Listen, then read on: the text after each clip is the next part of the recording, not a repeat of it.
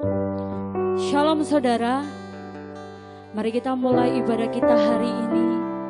Kita mau hormati Tuhan, kita mau datang ke hadirat Tuhan, sebab Tuhanlah yang layak kita sembah. Kudus-kuduslah Engkau Tuhan. Haleluya Yesus. Amin.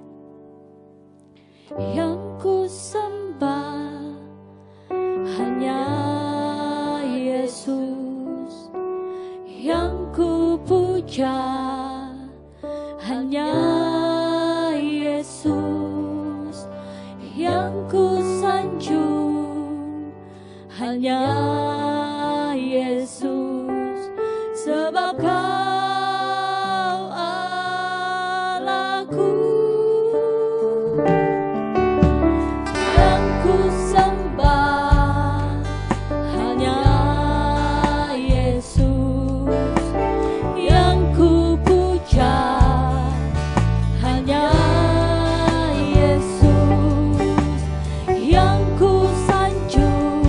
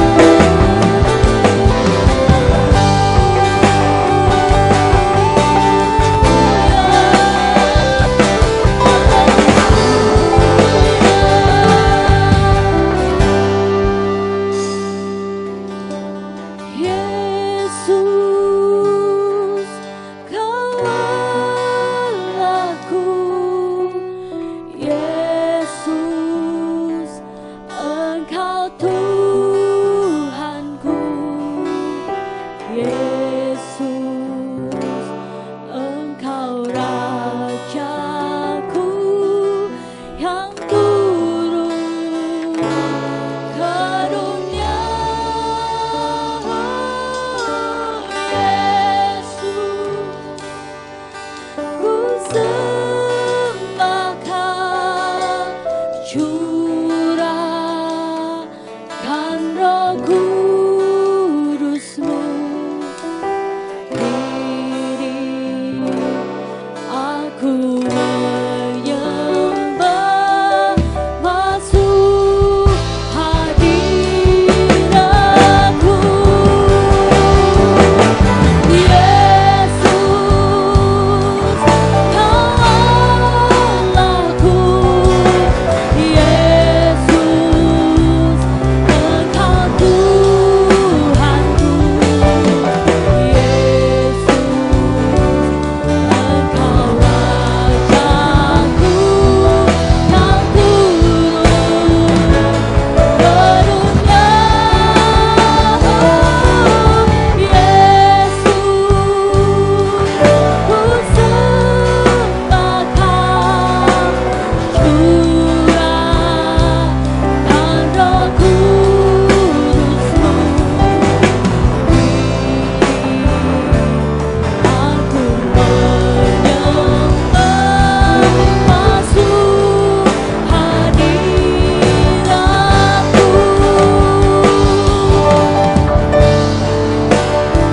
Sebab Kau layak terima pujian, sebab Kau layak terima pujian, sebab Kau layak ku agungkan. Yesus, Raja di atas segala raja, sebab Kau layak terima pujian, sebab Kau layak terima pujian, sebab Kau layak ku agungkan. Yesus, Raja di atas segala raja, sebab Kau layak terima pujian, sebab Kau layak terima pujian, sebab Kau layak ku agungkan. Yesus, Raja di atas segala raja, Raja di atas segala raja, Raja di atas segala raja.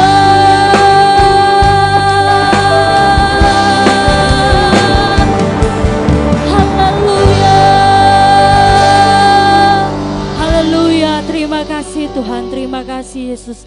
Kami siap menerima firman-Mu Tuhan. Urapi kami Tuhan, urapi setiap kami. Hanya di dalam nama Tuhan Yesus Kristus. Haleluya, amin.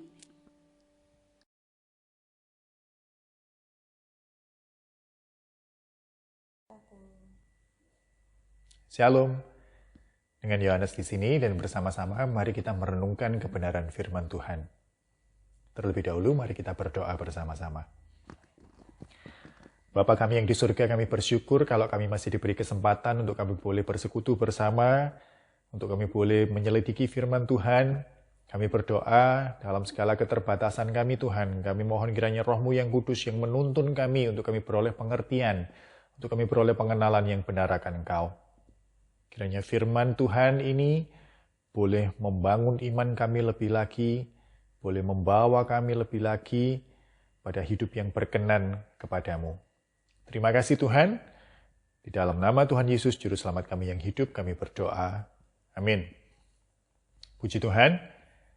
Pada video yang lalu, kita sudah belajar bersama dari Filipi pasal yang pertama, mulai ayat yang ke-12 sampai ayat yang ke-26. Di sana kita belajar dari kehidupan Paulus bagaimana dia dalam penjara, dalam keadaan yang dunia anggap menderita, tapi dikatakan di sana dia malah nggak menganggap itu sebagai penderitaan. Bahkan bagi dia, kematian pun bukan sesuatu yang menakutkan. Dia berkata, bagiku hidup adalah Kristus dan mati adalah keuntungan. Kematian bukan lagi sesuatu yang menakutkan, kematian menjadi sesuatu yang menguntungkan. Kenapa untung? Karena kalau aku mati, aku berkumpul sama-sama Kristus. Kalau aku bisa milih, aku mending mati aja sekarang. Karena itu berarti aku kumpul sama Kristus di surga. Tapi itu bukan dalam kendaliku. Itu bukan dalam kendalinya Paulus. Dia tidak bisa milih. Itu dalam kendalinya Tuhan. Dan kalau Tuhan dalam kendalinya ngomong, saat ini kamu tetap hidup, maka Paulus ngomong, bagiku hidup itu berarti aku bekerja. Bagiku hidup itu artinya aku memberi buah. Bukan untuk aku. Hidup bukan untuk aku. Tapi untuk memberi. Memberi buah. Di sana kita belajar bahwa dalam iman percaya kepada Kristus, kematian bukan lagi sesuatu yang menakutkan bagi kita. Di sana kita belajar kalau kita masih hidup, itu berarti kita masih punya kesempatan. Kesempatan untuk apa? Kesempatan untuk bertobat, itu yang pertama. Dan yang kedua, kesempatan untuk bekerja, memberi buah. Memuliakan nama Tuhan dengan apa yang kita perbuat. Nah, pada kesempatan kali ini, kita akan baca lanjutannya dalam Filipi pasal yang pertama, kita akan baca dalam ayat yang ke-26, 27, sampai dengan 30. Dengan perikop nasihat supaya tetap berjuang.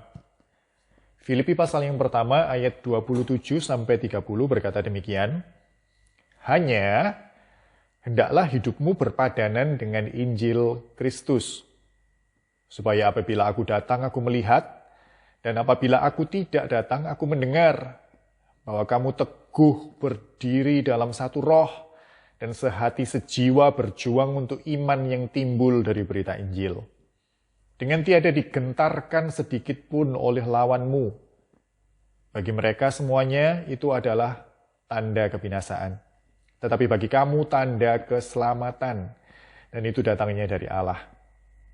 Sebab kepada kamu dikaruniakan bukan saja untuk percaya kepada Kristus, melainkan juga untuk menderita untuk Dia. Dalam pergumulan yang sama seperti yang dahulu kamu lihat padaku dan yang sekarang kamu dengar tentang aku. Amin. Ayat 27 diawali dengan satu kata yaitu hanya. Hanya, hendaklah hidupmu berpadanan dengan Injil Kristus. Nah, kata hanya ini biasanya digunakan untuk menjembatani pembahasan akan dua hal yang bertolak belakang. Misalkan, saya sebagai juri dalam satu kontes menyanyi gitu ya, dan saya ketika selesai melihat penampilan dari salah satu peserta, kemudian giliran saya untuk berkomentar, saya mulai dengan berkomentar, saya senang sekali penampilan kamu malam hari ini, kamu kostumnya bagus, kamu pemilihan lagunya pas, hanya, nah ketika saya ngomong hanya, ketika peserta tadi itu mendengar kata hanya, dia mungkin langsung dek gitu ya. Waduh, habis ini mau ngomong apa ini? Jadi, kiranya ini memberikan pemahaman kepada kita tentang penggunaan kata hanya. Jadi, hanya ini seringkali menjembatani antara dua hal yang bertolak belakang. Pembahasan dua hal yang bertolak belakang. Nah, dalam kitab Filipi pasal yang pertama ini menghubungkan antara apa dan apa. Kita menghubungkan antara apa yang diucapkan Paulus sebelum hanya dan sesudah hanya. Sebelum hanya ini Paulus mau ngomong tentang apa sih? Paulus menjelaskan tentang apa sih? Paulus berkata bahwa aku dalam penjara karena Kristus. Itu kita baca dalam ayatnya yang ke-13. Sehingga telah jelas bagi seluruh istana dan semua orang lain bahwa aku dipenjarakan karena Kristus. Bahwa aku telah percaya kepada Kristus, aku beriman kepada Kristus. Tapi apa yang aku peroleh sekarang? Penjara. Aku melakukan apa yang firman Tuhan katakan baik, dan sesuatu yang tidak baik terjadi padaku. Aku dipenjara. Aku dipenjara karena Kristus. Tapi Paulus nggak mempermasalahkan itu. Paulus bahkan mengawali suratnya dalam ayat-ayat awal dalam Filipi pasal yang pertama, ayat yang ketiga, ayat yang keempat. Dia ngomong, aku mengucap syukur kepada Allahku. Di penjara. karena Kristus. Kalau kita mungkin sudah ngomel-ngomel ya, cari ini melok Kristus iku enak, cari ini melok Kristus diberkati, di penjara gitu. Kalau kita mungkin ngomel-ngomel, enggak ke Yesus-Yesusan, enggak ke gereja-gerejaan, ini seseorang yang enggak seperti itu. Dia, aku mengucap syukur kepada Allahku. Ayat yang keempat, dikatakan lagi setiap kali aku berdoa, aku selalu berdoa dengan sukacita.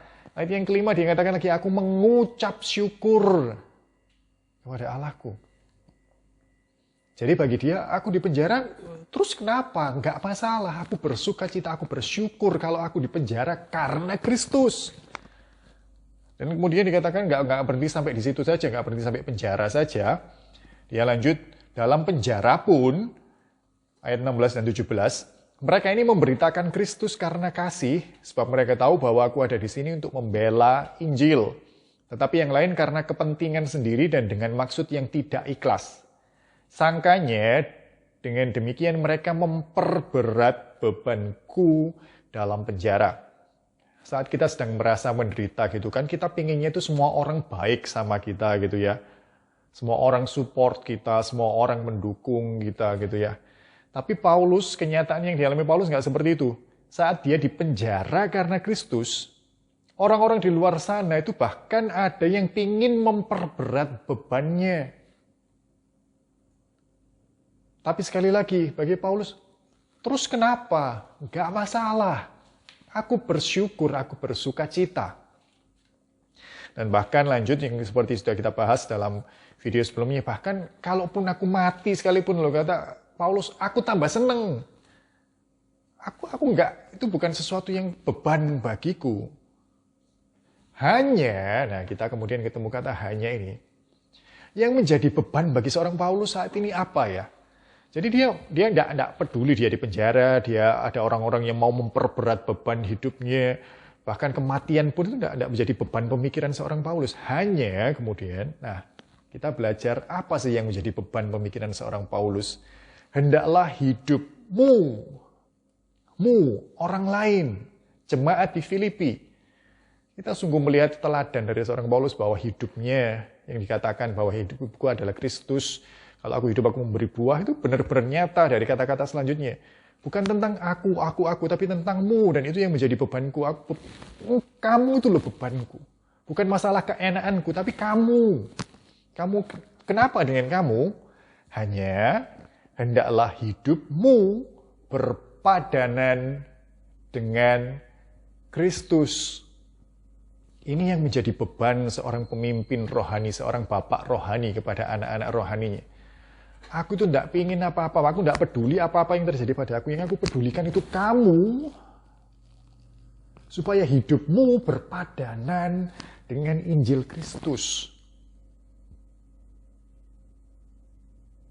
Berpadanan dengan Injil Kristus artinya apa? Berpadanan dengan Injil Kristus. Di sini kata berpadanan dalam bahasa aslinya itu seringkali digunakan dalam konteks kewarganegaraan. Artinya kurang lebih, kalau kamu warga negara A, misalkan kita warga negara Indonesia, maka hiduplah selayaknya seorang warga negara Indonesia. Artinya apa? Artinya kita mengakui kepemimpinan presiden. Artinya kita hidup mengikuti hukum-hukum yang ada di Indonesia ini. Kita tidak bisa sembarangan melanggar hukum dan kemudian ketika kita ditanya, loh kenapa kamu kok melanggar hukum? Loh, tapi ini di negara lain boleh loh, tidak peduli. Kita warga negara mana kan gitu ya. Jadi kalau dikatakan di situ berpadanan dengan Injil Kristus, artinya hiduplah seperti kamu ini pengikut Kristus. Hiduplah seperti orang yang meyakini keselamatan di dalam salib Kristus. Dan lakukan kewajibanmu sebagai pengikut Kristus. Apa yang menjadi kewajiban kita? Kita buka dalam 1 Yohanes pasal 2 ayat yang ke-6. Dikatakan di sana, 1 Yohanes pasal 2 ayat 6 dikatakan di sana, barang siapa mengatakan bahwa ia ada di dalam Dia, di dalam Kristus, ia wajib apa? Wajib hidup sama seperti Kristus telah hidup. Wajib meneladani Kristus. Dikatakan juga siapa yang mengasihi aku, dia melakukan perintah-perintahku. Melakukan perintah-perintah Kristus. Itu hidup yang berpadanan dengan Kristus. Dan itu yang menjadi perhatian dari seorang bapak rohani bernama Paulus ini. Ini penting sekali bagi aku. Ini sesuatu yang aku perlu tahu bahwa kamu, hidupmu itu berpadanan dengan Injil Kristus. Kamu bersikap selayaknya seorang pengikut Kristus. Dan sikap seorang pengikut Kristus yang bagaimana? Lanjut dalam ayat yang ke-27, supaya apabila aku datang, aku melihat. Dan apabila aku tidak datang, aku mendengar. Apabila aku datang, aku melihat. Apabila aku ada di situ bersama-sama dengan kamu, aku melihat bahwa hidupmu berpadanan dengan Injil Kristus. Tapi kalaupun aku tidak berada di situ, aku tidak bersama-sama dengan kamu, aku tetap dengar bahwa kamu tetap sama. Jadi kamu melakukan menjalani hidup yang berpadanan dengan Injil Kristus itu dengan integritas. Ada aku di situ atau tidak ada aku di situ. Kamu bisa melihat aku bisa melihat kamu, ataupun saat aku tidak bisa melihat kamu dan kamu tidak bisa melihat aku, hidupmu tetap berpadanan dengan Injil Kristus. Jadi mengikut Kristus itu ditandai dengan integritas. Sudahkah kita menjalani hidup kekristenan kita dengan integritas? Ataukah kita melakukan segala sesuatunya untuk mendapat penilaian saja? Supaya orang lihat kita dan mereka menilai baik. Kalau ada bos kita datang ke gereja, wah kita nyanyinya semangat gitu ya, biar dilihat bos gitu ya. Kalau Bapak Gembala datang, ada jadwal datang ke komsel kita, wah kita rajin gitu ya, kita datang duluan. Dan kita nyanyinya semangat gitu. Kalau ada kabar bahwa Bapak Gembala tidak bisa datang karena minggu depan ada pelayanan, kita skip. Kita bahkan nggak datang ibadah. Itu bukan integritas namanya. Ya, integritas itu saat dilihat dan tidak dilihat orang, kita tetap melakukan apa yang seharusnya kita lakukan. Itu hidup yang berpadanan dengan Injil Kristus. Itu tandanya, itu karakternya seperti itu. Dan lanjut lagi, apabila aku tidak datang, aku mendengar bahwa kamu teguh berdiri. Teguh berdiri di sini, konteks dalam bahasa aslinya itu konteks yang digunakan dalam pembahasan tentang kemiliteran.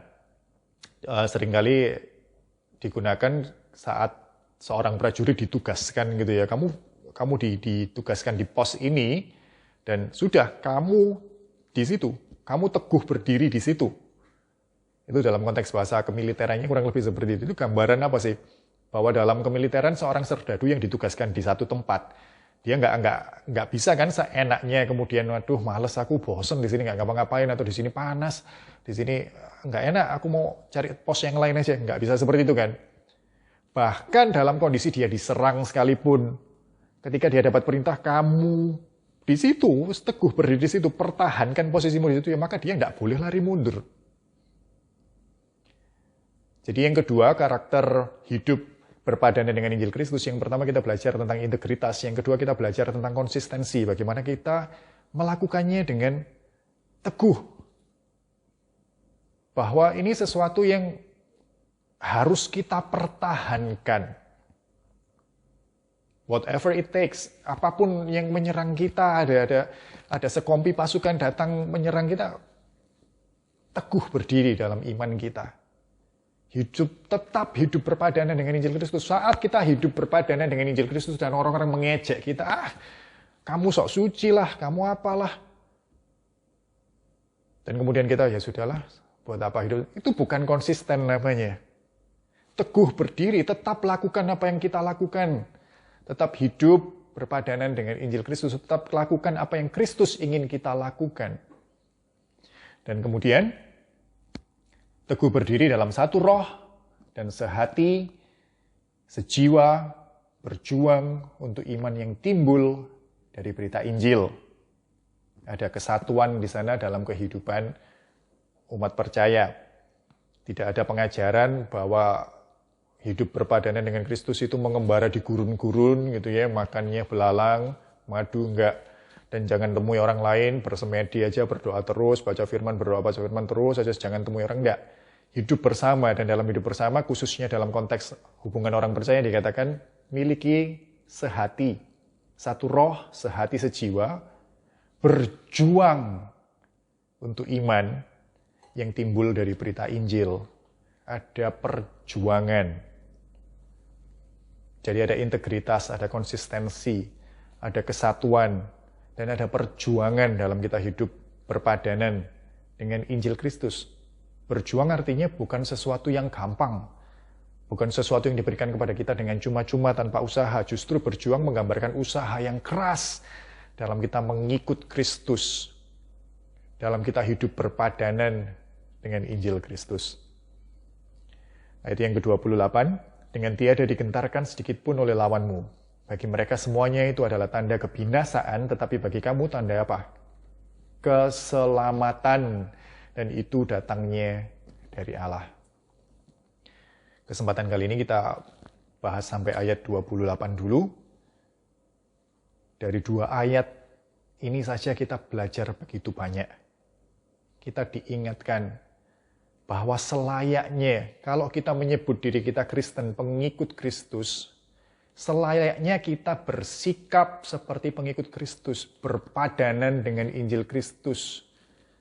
Kita tidak bisa menerima Kristus dan kemudian milih-milih mana yang kita mau turuti, mana yang kita tidak mau turuti. Saya percaya Yesus, saya mau datang ke gereja, saya mau datang ke KKR, tapi kalau saya disuruh berhenti mencontek, saya disuruh berhenti ngomong kotor, ngomong jorok, tidak mau saya. Kita nggak bisa pilih-pilih seperti itu. Hidup kita harus berpadanan dengan Injil Kristus. Di sana kita belajar melakukan dengan integritas. Bukan untuk mendapatkan pengakuan penilaian dari manusia, tapi melakukan kebenaran karena itu memang yang selayaknya kita lakukan dan karena itu yang Kristus minta kita lakukan. Dengan konsistensi, walaupun saat kita melakukannya hal-hal yang tidak enak datang pada kita, tetap lakukan. Dengan kesatuan dalam umat percaya, dalam hidup, dalam kerendahan hati antara satu dengan yang lain. Khususnya dalam kumpulan orang percaya. Dan hidup dalam perjuangan. Artinya mengikut Kristus itu nggak berharap sesuatu yang enak-enak, santai-santai. Segalanya tentang apa yang kita dapatkan, apa dapatkan. Enggak, tentang apa yang kita berikan. Dan itu disebut perjuangan. Kita melakukan usaha, ada usaha di sana. Dalam kita mengikut Kristus.